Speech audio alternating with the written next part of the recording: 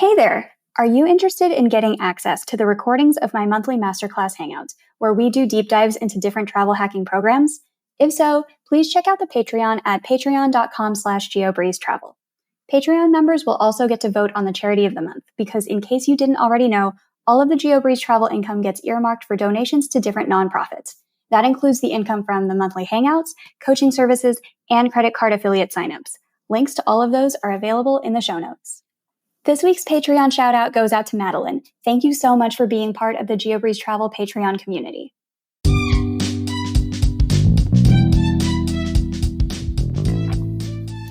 Welcome to the Geobreeze Travel Podcast, a show for anyone wanting to level up their travel hacking lifestyle. I'm your host, Julia Menez. I'm a travel hacker, coach, speaker, Filipino-American ENTJ who loves solid travel gear and using shortcuts on spreadsheets. On this show, I'm on a mission to bring you travel hackers from all walks of life to help you level up your travel hacking game. We dive into credit cards, miles, points, strategy, mindset, and the secrets behind how to travel the world for next to no cost. So, let's get hacking. Hello, travel hackers! Today, we are bringing you a completely different points redemption strategy than what you normally hear about. Lauren and Stephen Keys from Trip of a Lifestyle retired from their full-time jobs before turning 30 by following a simple financial roadmap that helped them reduce their expenses, increase their incomes, and invest enough money to retire well before the traditional age of 65. These days, they travel nearly full-time and love exploring national parks. In today's episode, we discuss Lauren and Stephen's strategy of going for cards with high sign-up bonuses, cashing out the points, and putting that cash into investment accounts to fuel their lifestyle and avoid points devaluing. There are so many different ways to live a travel hacking lifestyle. Are you interested in finding a credit card strategy that fits your particular routine? Sign up for a free 30-minute coaching call at calendly.com/geobreeze. We'll walk you through your questions about travel hacking and get you pointed in the right direction. You can find the link to sign up in the show notes. And now, on with the show. Hello, Lauren and Stephen. Welcome to the Geobreeze Travel Podcast. Hi. Hey, Thanks for having us. Of course. We are so excited to have you here today. So tell us a little bit about yourselves. How did you get into the game of points and miles? So I guess it really all started back when I was, probably in college or right after college. My dad actually introduced me to the idea that if you pay off your credit card bill every single month and you don't accumulate any interest or fees or anything like that, then all the rewards, miles, and stuff that you make are truly just free money, right? I mean, there's no downside to it as long as you abide by that rule of paying it off every single month. And so that's kind of where it started, just like I think we were getting like 1% cash back on something back then, just your basic thing. And then we kind of took that to the next level when we learned about sign-up bonuses. So that's where it got kind of crazy, is we started to realize, well, if it's true that you can get 1% cash back on all your purchases, then what about all these things where it's like, we'll pay you $500 or $600 to sign up for a card, and then you could just cancel the card after you get that money and move on with your life and do the next one. So we kind of went crazy with that. So it kind of evolved from like your basic cashback scheme to turning. Making as much money as possible from that. Of course. And how long ago did you first start with the churning? Probably around 2012, something like that. Yeah, 7 or 8 years ago. Yeah. And so there's normally two paths that people can take when they first discover this game. There's the, I'm going to go one card at a time because I don't really trust this and something bad could happen. Or there is the, let's apply for a whole bunch of cards at the same time. Which camp did you guys do? We definitely went serially, but we really had no fear about how many cards we applied to or how fast. There was really no reason or no benefit to applying for more than one at the same time, because you kind of have to finish one offer before you can do the next one. But we just did them serially pretty much as fast as we could. And it matters too. I mean, a lot of them, you have to spend a certain amount to hit that bonus. And so, for us, we tend to keep our expenses really low. And so hitting that requirement, kind of necessitated doing them serially just so that we could actually reach that milestone. What kinds of tricks did you guys use in order to meet your minimum spend, since you guys do live on such a small budget? So, it kind of varies, right? So some of the cards are like just really manageable. Like spend $500 in the first 3 months. Like that's not going to be a problem, even if you live like a monk, right? But, when you get into the cards, like especially the business cards, when we started to get into those, they had requirements that were like spend $5,000 in 3 months or something like that, which is more than we spend on our entire lifestyle, really. So so there are a couple of tricks you can try, and some are like more legit than others. I would say the simplest thing you can possibly do if you just want to keep it easy is just pay for all your normal living expenses on a card. And then when you get to that deadline, when you're very close to like, let's say the 3 months, it's usually 3 months, whatever the difference is, like if you're short, $500 or $1,000, easiest way is just go to a store that you automatically always buy stuff at anyway. For us, that's Walmart. We buy all our groceries at Walmart and a lot of stuff at Walmart. So we would just go to Walmart, grab like a $500 gift card or however much the difference was that we needed to make up, and just boom, that purchase is done. So that's kind of an easy like beginner way to do it. The other things to look for, like without getting too complicated, are things like check with all your big bills if they accept credit cards, because a lot of people think that you can't pay rent or health insurance, utilities or things like that ever with a credit card. And we've found that is not true. So right now we're paying our health insurance bill, which is probably our single largest bill, with a credit card every month, and there's no extra fee for it, which surprised us because our last insurance company would not let us do that.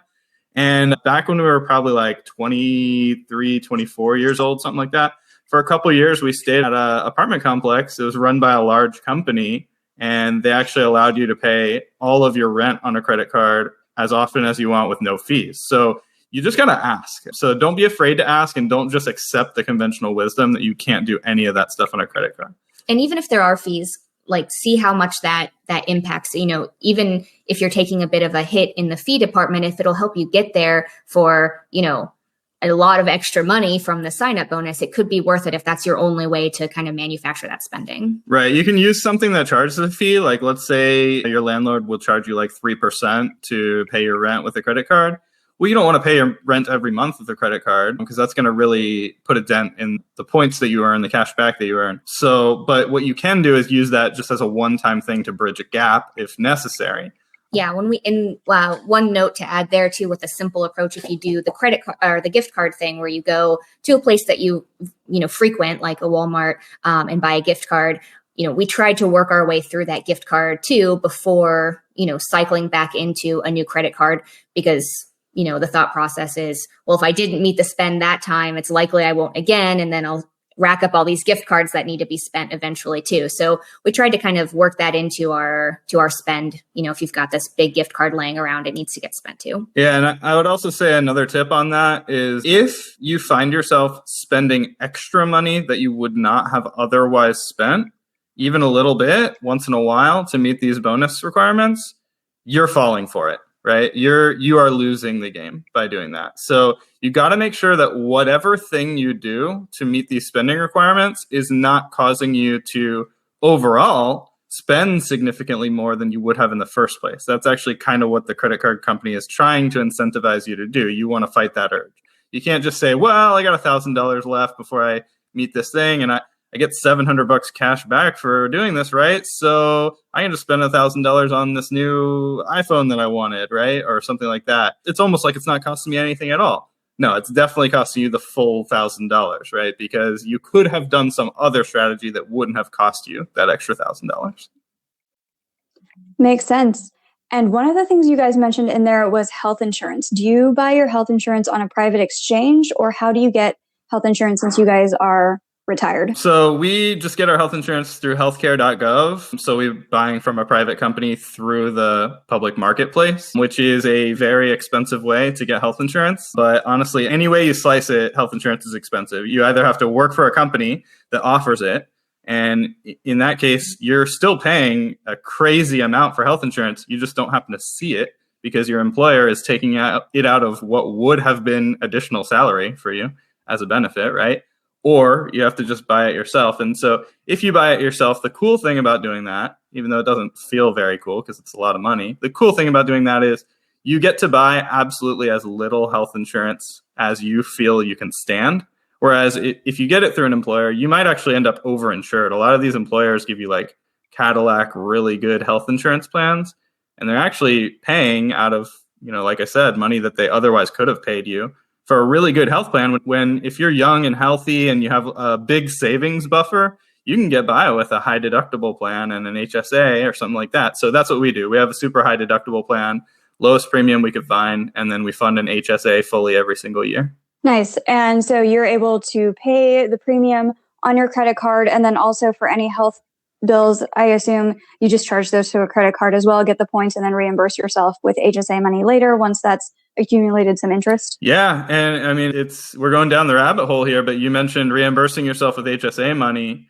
A little known hack with the HSA is, if you have plenty of savings and you could easily pay all your health bills out of pocket and you don't actually need the money in the HSA, you can leave it in there invested, earning tax deferred or potentially tax free money for you indefinitely for decades, as long as you save the receipts for the health expenses that you incurred. And you can reimburse yourself literally 20, 30 years later for health expenses that you incur today, which allows you a larger tax benefit on the gains that you make inside that HSA. Absolutely. And while it's sitting there, kind of like an investment account, then you just get to accrue that interest for decades, while you just have to be really good at keeping records, because if you have an expensive surgery that you want to reimburse yourself for later, but then you somehow lose all of those medical records and all of the bills, then a little bit lost there. But otherwise, that's a really good hack as well. We came up with a system for that. Hopefully it's okay. Yeah, we mostly we take pictures of every receipt and save them. We actually, have a shared folder for receipts like that. We have one for our business expenses and then one for the HSA. And so it makes things really easy. If you just do it right when you get the receipt, then you have a digital record forever and you don't have to worry about keeping that paper trail and letting it follow you wherever you go if you're someone who likes to travel a lot, So as long as Google Drive exists in 20 years, we should be fine. Sounds good. And so you mentioned business expenses as well. Since you guys are retired, tell us a little bit about what kind of business do you run and what kind of expenses do you incur? So we have a few different businesses. We're kind of retired in the sense that work is basically optional for us at this point in life because of our investments and stuff. But we do still bring in an income that's greater than our total living expenses. So really, we're not touching our portfolio to live yet, but we're both working probably around, roughly 10 hours or so a week. And that's between several things. So I do some contract work for the tutoring company that I used to work for, teaching physics. And we've shared a photography business for many years. I also do some marketing for a few different clients. Again, the total amount of time we spend on work, we've definitely continued to decrease, but all the expenses for all those different facets of our business all go into this folder. That includes website hosting. We track our mileage on our van. If we're traveling to a particular place and doing work there for our website, those things can be deductible as well. And so we'll save receipts for that. Stephen didn't mention our website, but tripovalifestyle.com is our latest adventure, I guess. It's where we write about our travels and personal finance. And so all the expenses related to that as well go into that expense category. So basically we have an S corporation set up where all the revenue from all those different sources gets deposited into. And so it's just one big company that encompasses all those different endeavors. And then so we can just, file one corporate tax return a year. So it keeps things a little bit simpler, and all that kind of adds up to what little earned income is left in our lives now. So that makes sense. I was thinking about the tax implications of, okay, you have a little marketing company over here and then a little blog company over here and a little bit of contracting work over here. But if it's all filed under one thing, that just simplifies filing stuff. Yep. So all the income files in, and then I write us our salary checks every month, and it's worked out pretty easily so far. And as you're earning points and miles just from day-to-day spend now, are you still opening a lot of credit cards and closing a lot of credit cards, or are you mostly gaining your points through a different way, just organic spend or something else? We're still big fans of going after those sign-up bonuses. In fact, I think, didn't Chase just send you a card? Yeah, it's more opportunistic at this point. So I would say we went really hardcore for the first about 40 cards that we signed up for. So we signed up for about 40 cards. We ended up racking up over $20,000 in rewards from that. Most of that was cash rewards. And that was over the course of, I want to say 6 or 7 years. We have an article that kind of details all that on our blog.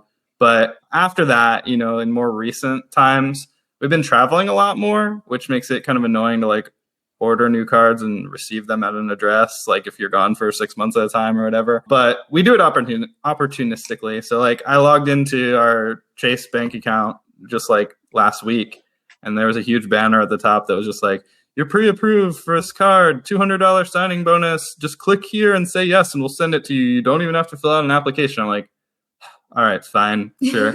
Click on it. They mail you $200 basically. I mean, they mail you a card, you charge a little bit on it, and then you get $200. Like the thing about the credit card turning that people don't realize, I think, is once you know the game, once you've done like 2 or 3 cards and you're just comfortable with how it works, almost all the cards work identically.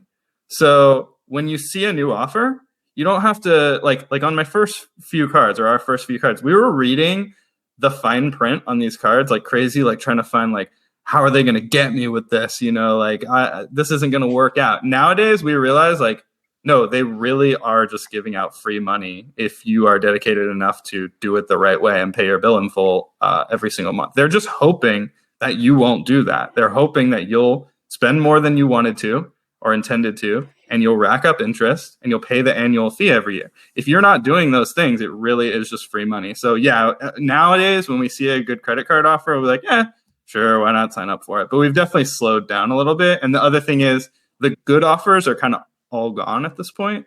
We've done them. Every once in a while, a new card will come out that, no one's ever heard of before. It's a brand new card and it'll have a $500 plus signing bonus. But all the ones that are really juicy, like $500 plus each, we've done literally all of them that exist. So there's very little left for us to sign up for these days. Although we did just get to cycle into one that we did a few years ago. So there is, after a certain waiting period, if you haven't signed up for cards in the last, X years or whatever, you are able to kind of reapply for cards you've had in the past to try to get that signing bonus again. But it's definitely kind of iffy whether that will work. You'll have to like call and make sure like, hey, would I qualify since I've had one before for the new, for the bonus again? And sometimes the answer is no. And, sometimes it's yes, though. That's something you definitely do have to actually read the fine print about. It's different on all the cards. Is if you've already collected a sign-up bonus on a certain card and then you canceled it and you want to collect that same sign-up bonus again, every company handles that differently. Some, like I think American Express now lets you never do that. I want to say they have a lifetime. You can only do 1 bonus per card for your lifetime. Whereas like Chase, I want to say their current policy is like every 4 years after cancellation, you can sign up again. And so they all vary and they change all the time. So like, don't quote me on those things. Read the fine print if you're going to try to do the same card twice. It's kind of really mean because they'll actually let you sign up for the card a second time, even if you don't qualify for the bonus. And then they'll just say like, gotcha, you don't get any bonus. We'll give you the card again, but have fun. You're not going to get any bonus. So do make sure you read the fine print on that. That's the one thing you can like really get trapped on. But for just day to day, like doing cards for the first time, really just watch out for the annual fee, cancel before it hits, pay your bill in full every single month, never pay any interest, and should be pretty much good to go. Another thing that varies though is the travel cards. We tend to look at, what the dollar value is of these sign-up bonuses. So, even if it is a mileage or points bonus, we kind of try to calculate that out to real cash value as opposed to going off of like, do we want these 3,000 miles or 60,000 miles? Or, we tend to do a real cash value calculation of that, not looking deeply at the fine print of what things convert to, because there's a whole lot of like deep mess you can get into from transferring, through this portal to that portal and from this brand to that brand. And that's something we just have never dealt with because there have been juicier deals that didn't require so much brain power.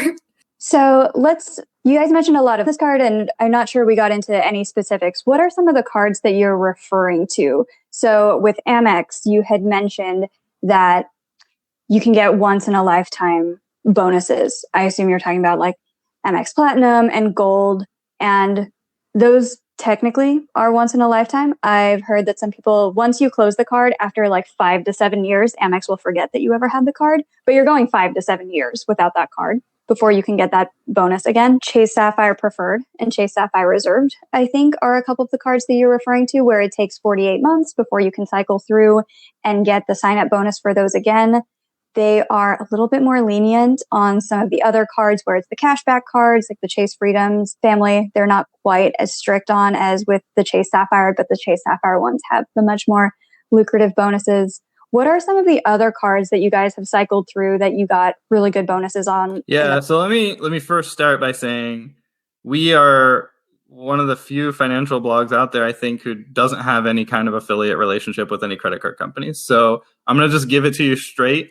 We don't have anything like to sell on this. So the juiciest ones that we've seen really are Chase Sapphire Preferred is the one that we tell everyone to start out with. It basically the net profit you can make from just signing up, doing what you have to in the beginning, and then canceling and leaving varies depending on the offer between somewhere like $600 to $800 initial profit in those first couple months when you just do all the requirements and leave. So that's really good. So I would say anything in like the $500 plus range, if you calculate your net profit after paying any fees, after doing anything you have to in the beginning, and then just canceling the card and leaving immediately. If that's over $500 profit, you're doing really good. So any card you see that does that is great. The other examples of cards like that, I know that Chase Inc., the business card, I think it was like the highest level Chase Inc. It's been a long time since I did that one. But if you have a business and you can sign up for a business card, that one's really good too. I want to say it was over $500, maybe $600 or $700 profit when we did that one.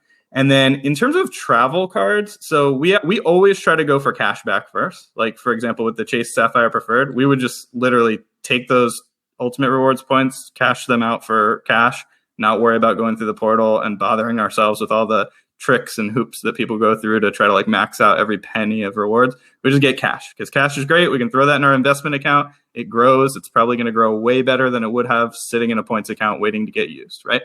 But we have done some of the travel cards too, like Capital One Venture is a pretty good one. I want to say your initial profit on that just from churning it is like $400 or $500. I want to say like $500. It's been a while since I looked at these because we've done a lot of these years ago. The best ones we did years ago. Now we're doing like crappier ones that are like $200 when we see them. So Capital One Venture is really good. That card's nice because it doesn't give you cash, but it gives you points that are redeemable for a statement credit to sort of erase any travel related purchase that you made on the card. So you can literally like book an airline ticket or book a hotel or take a taxi cab or an Uber ride or like there's all kinds of stuff you can do that qualifies. Any brand. And then they just erase that off of your statement. So if you're planning on doing any kind of travel, you can book those at the lowest possible rate. You're not locked into any specific portal or anything like that. And then you can erase them off your statement. So if you're doing travel already, it really is same as cash. And that's with the caveat that you're doing travel first. So that's pretty good. And then the Barclay card, World Elite, MasterCard Plus or something like that, that has pretty much the same deal as the Capital One Venture. And it's kind of same as cash in that sense. As long as you're planning to do travel, it erases travel purchases. And is that the one that we've kept open? Or I think we downgraded that one to a no annual fee card instead of canceling it, but we still don't use it. There's better cards to use. Mm-hmm. And I will mention, just like as an honorable mention here, outside the realm of churning, if you really want to just keep your life simple and just have a card that you just charge everything on, pay your bill in full every month and move on with your life, the very best card for that is the Citi Double Cash. It's just a straightforward 2% cash back on everything. So if all this stuff sounds kind of crazy to you, like sign up for a card, spend the minimum, cancel it immediately, move on to the next one. They're constantly mailing you cards in the mail and have to have a spreadsheet to keep track of this. If that sounds crazy to you, I would encourage you to think twice about that. It's not that crazy and it is worth it. It's like really worth it. $20,000 worth it? $20,000 worth it. You're getting paid like several $100s an hour, I would say, to do that kind of work. But if you're not comfortable with it, that's totally reasonable. The Citi Double Cash is the single card I would recommend, or we would recommend the most. So anytime we're not working on a signing bonus or we get lazy about it and we're just like, we're between cards right now, everything goes on a Citi Double Cash card. Or occasionally we'll throw some stuff on the Chase Freedom to grab the 5% category, but that's the only thing that goes on there is anything for a 5% category. A thing that rotates. So, again, keeping track of something like that, if you don't want that, the 2% from Citi Double Cash is the way to go. So can you tell us about your favorite points redemption that you've gotten on any trip with all of these different points that you've amassed? I know you said most of the time it just goes towards cash back, but can you tell us about a cool trip you've taken on points and miles? I mean, I will give you the the answer you don't want, which is our favorite points redemption is taking points, converting them into cash, throwing them in our investment account, and it's there ready for us anytime for any trip we want. So we usually pay for our trips with cash. I mean, with a credit card, with another credit card that then earns us more points, right? But we're usually converting points into cash, investing it, and then just paying out of pocket. But I will say at one point, a card I didn't mention was the Marriott. Back then it was called Marriott. It was a Chase card. There's a Chase Marriott Rewards or something like that card. And it's probably Bonvoy now. Yeah, it's called Bonvoy now. They changed the name. They changed the rewards program. But back then, I want to say that it gave you like roughly $800 to $1,000 worth of free hotels when you met the bonus requirements. And so we stayed in some really nice hotels in Hawaii at one point and a couple other places. And so we had like all these Marriott points, and we were trying our best to use them as frugally as possible and get like the lowest point hotels so that we could get the max number of nights possible instead of going for the luxurious hotels. And that kind of reminds me of something else too that we always try to practice, which is realize that like when you do one of these very specific cards, like an airline card or a hotel card or something like that, don't fall victim to the marketing. Because like that Marriott card, right? They're telling me that I'm getting $800 or $1,000 back in terms of a sign-up bonus. At first, that sounds like a better deal than, say, $500 cash back. But it's not a better deal. It's a much, much worse deal. And the reason why is because most of the hotels that you can actually redeem for are hotels that cost $200 a night or sometimes more.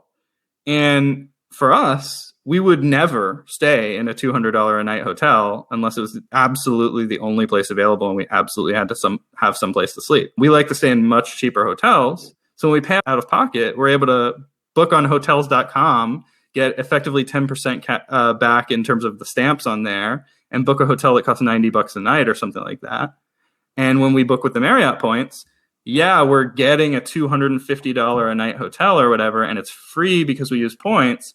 But think about that. If you book 4 nights in a $250 a night hotel using your $1,000 worth of Marriott points, you've gotten 4 nights of hotels out of that, right?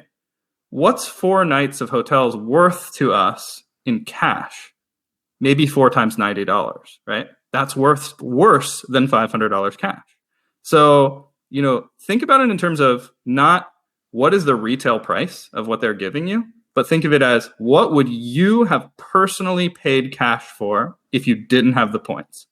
If the points are replacing that, then that's the value of those points, not what the sticker price says. So do you do the same thing whenever you just get a free night certificate, like where it just says Marriott free night for up to 40,000 points or Hilton free night for up to 40,000 points? Are you still valuing it at, I would have only spent $90 on this hotel? Because a lot of people use travel hacking in order to experience travel that they normally would never pay for out of pocket. Like I've stayed at $1,000 hotel nights and I would never pay $1,000, but it's something that travel hacking allows for me to do. And I think a lot of people look at it that way too.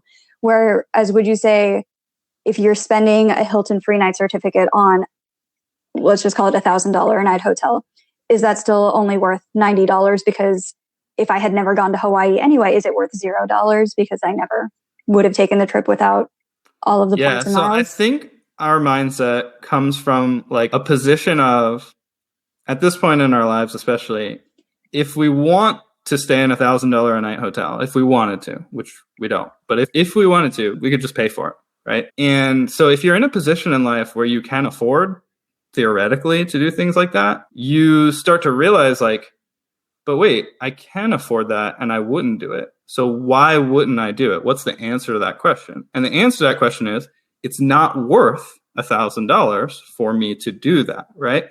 And so if it's not worth $1,000 cash for you to do it, then it's not really right to say that getting $1,000 a night hotel for free with points is worth $1,000 to you. It can't be, because you wouldn't have bought it for $1,000. So I would just say that the answer to that question is going to be different for everyone. I'm not saying that any free night in any hotel is worth $90 to any other person, right? That's a personal decision. But my point is, it's only worth what you would have paid for it. So if you're the type of person who would stay in a $500 a night hotel, then you can say that when you get a $1,000 a night hotel for free, it's worth at least $500 because that's where you would have stayed. You forewent buying a $500 a night hotel, right? That's not us. We just don't see that much value in the like luxuries that are provided by like hotels or getting a first class ticket on an airline. I mean, we're just not those type of people, right? Last travel was in the back of a van. Right. So Exactly. So for us, that value is not justifiable. We can't really say that spending a night in a $1,000 a night hotel is worth $1,000 to us. I think also we should put it into perspective here of what our preferred method of travel is. We prefer to take longer trips, not 1 week trip where we seek out the luxury of that week. I think that works for a lot of people, and that's the way a lot of people like to relax, is taking, a week off and spending it somewhere luxurious. For us, our favorite method of travel is to take 6 months off. And when you're going to somewhere for 6 months, you don't want to spend $1,000 a night. And so kind of putting it into that perspective too, kind of makes you evaluate things differently. So yeah, what Lauren was saying there is exactly right. Like for us, we're really into long-term travel. And that kind of goes back to something that's like a core sort of money philosophy belief for us, which is that money can buy you two things, right? It can buy you stuff or luxuries, and it can buy you time in the form of not having to go to work anymore because your expenses are so low and your savings are so great that you just don't have a need for work anymore. And so when given the choice between those two things, we always choose to buy time, because buying our time back is more important to us than any luxury. And so kind of our vacationing philosophy or our travel philosophy fits with that, right? We would rather, go visit every national park for 7 months straight in the back of a van than spend 2 weeks in a Ritz-Carlton, right? So I don't know. Both of those things kind of go hand in hand, I guess. When you do these long road trips, are there any points and miles earned or redeemed? Or is it mostly just like a closed loop where we get a little bit for gas, but I would say that we redeem points for travel, specifically like for hotels and airlines, when we are absolutely forced to, when we cannot redeem them for cash. So if I've done all the really good cashback sign-up bonus offers, like the $500 plus ones, and then we see, okay, well, here's what's remaining: a $200 cash one or $1,000 worth of hotel stays one. Yeah, we'll opt for the $1,000 worth of hotel stays, right? Because that's like clearly a better deal at like 5x the amount of money. And then once we do that, we have all these stupid hotel points, right, that we really have no interest in having. But they're good because they still get us free nights that were worth more than the $200 cash that we could have gotten with some other lousy card that was left over. So we have enjoyed that. And we have done some of those travel cards. I think the Delta Sky Miles Gold card was one pretty good one that we did. They had a really good offer at one point. Not sure if it's still around. And then that Marriott one too. And, in terms of the redemption side of things, as Stephen mentioned, we tend to redeem for cash. So when there are or, the highest cash value. So when we do have something like Marriott points, when we are on a road trip, we're pretty flexible. Our philosophy is to kind of have fluidity built into our road trip. So, if we're passing through a town and there's another town, 20 miles away, I'll look at both for, hotel redemptions. And if it's on a Marriott portal, then I look at the portal and say, okay, well, is there a 15,000 point hotel in that town? And we can just keep driving on the route that we're going anyway and, camp there for the night? Or is it, is there something here in town? Is it worth it? That's part of our philosophy as well. So it's not, we are trying to eke out the value on the redemption side. And in doing so, when you travel the way that we do and it's long term, you do want those smaller redemptions so that you get more of them. Yeah, that's exactly. So like in terms of eking out max value, I think there's two ways to look at it, right? If you read a lot of the really popular blogs about redeeming travel points, the calculation is usually, how do I get the max number of cents per point out of my points, right? That's the calculation that everybody does. How do I get the max retail value out of every point? If I had to sum it up really basically, do it as, how do we get the max number of nights of hotels out of every, 10,000 or 100,000 points or whatever? The one time that was slightly different for us was in Hawaii. We actually moved to Hawaii for 6 months for our honeymoon. So instead of doing like a 1 week in Maui type of situation, we just moved there. And so that was, obviously we didn't have hotel costs because we were renting an apartment. But when we were doing island hopping and visiting different islands while we were in the state of Hawaii, sometimes we had to just stay in a hotel. And as most people can guess, hotels in Hawaii are very expensive. And so that's when we were actually redeeming huge sums of points for luxurious hotels, because that's really the only option. That's all the that cheapest exists. Option is like, $250 a night. Crazy amount of point value. But, we enjoyed it. It was nice and everything. But, that was one of the ways that we did redeem, kind of not the way we usually do. And that was, it was nice and fun. And yeah, it was nice. I mean, we definitely enjoyed those hotels, and staying in a hotel that's $250 a night definitely made us both think like, wow, this is really nice. This is better than what we usually get. It absolutely did not make us think, I want to spend $250 next time we stay in a hotel. Since you guys are on the road so often, how do you get mail, like credit cards, sent to you? Do you have a P.O. box, or how do you do generally this? Will set up like mail forwarding to like our parents' house for like the time period that we know that there's need, that we aren't having our own mailing address. Like, so I'll give you an example. For our national parks road trip last year, we were on the road for 7 months. And during that time, we actually rented our condo out. So mail coming to our previous address was going to be given to our tenants. So we forwarded it to, a family member and just had all of our mail show up there. And I don't know that we did any credit cards during that time because we just knew that it was going to be difficult to intercept. I mean, I even tried to order a book on Amazon and pick it up at a locker, and it didn't work. Like, it ended up mailing to our house anyway. So, we don't try to set up any like fancy P.O. box things, because it's usually that we know there's a set time period and we can kind of work credit cards around that, that we either do them leading up to our trip or, once we get back. Makes sense. And so with all of the different travel hacking knowledge that you've amassed with your lifestyle, what would you say is your number one best piece of advice summed up in one line? I would say value freedom over things and luxuries. Mapped Out Money does a really good job aligning with like our travel philosophy of like keeping it simple and, kind of living on the road type of situation. So I enjoy his content. You can also find us at Trip of a Lifestyle on Instagram, Facebook. We're on YouTube. We're TOA Lifestyle on Twitter. Thank you, character limits. But yeah, we're around. So be sociable. Check us out. Comment. We love to interact with you guys, hear what other people are doing. I know our perspective is kind of a little different. So it's always good to hear other people's feedback on what they're doing with credit cards, because we might always miss something too. So good to know what other people are out there hacking their way through travel. Perfect. Thank you so much for taking the time to speak with us today.